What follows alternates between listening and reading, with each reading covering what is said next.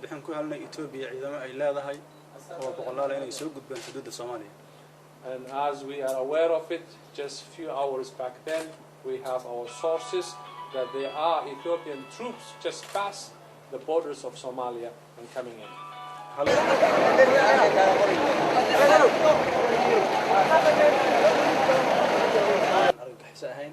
We are so assuring to you that we are not terrorists.